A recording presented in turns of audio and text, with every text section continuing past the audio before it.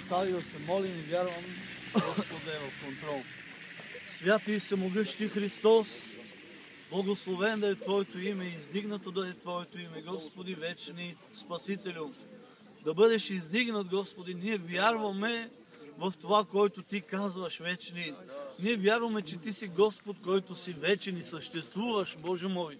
И ние заставаме пред Тебе и всяка нечиста сила, всяка зла сила да изчезне и да се махне от нашия квартал, Господи. Духа на наркотик, духа на прелюбодейство, на раздори, Господи, на смърт, да се махне от нашия квартал, да изчезне в името на Твоя възлюбен Син Исус Христос. Ние издигаме и благославяме нашия квартал, Господи. Моля Те за Твоето благоволение, за Твоята милост вечни.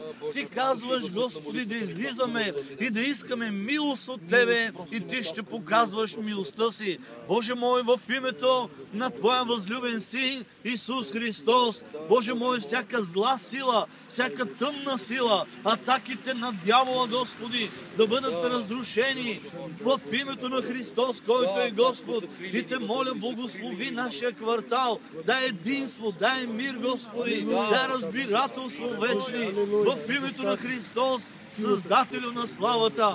Тъмни поднебесни сили да изчезват и да се махнат от нашия квартал. В името на Божия Христос, вечни Боже мой, ние вярваме в Тебе, вярваме в силата Ти, за Твоите дела, Господи, за Твоята намеса. Ние казваме да и амин, Господи, за волята Ти вечни. В името на Христос, който е благословен, Боже мой. Благодарим Ти, Отче на славата. Всяка тъмна сила да изчезне и да се махне, Господи, от нашия квартал вечни, Боже мой. Тъмни поднебесни сили заставаме срещу вас в името на Христос и ви заповядваме да напуснете нашия квартал и нека да дойде благоволението на Господа вечни, Боже мой.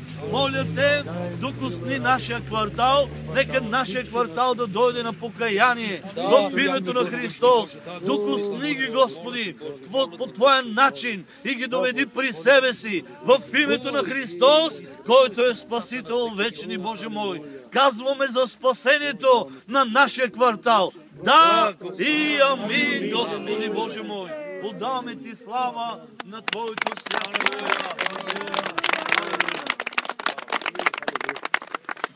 Имаме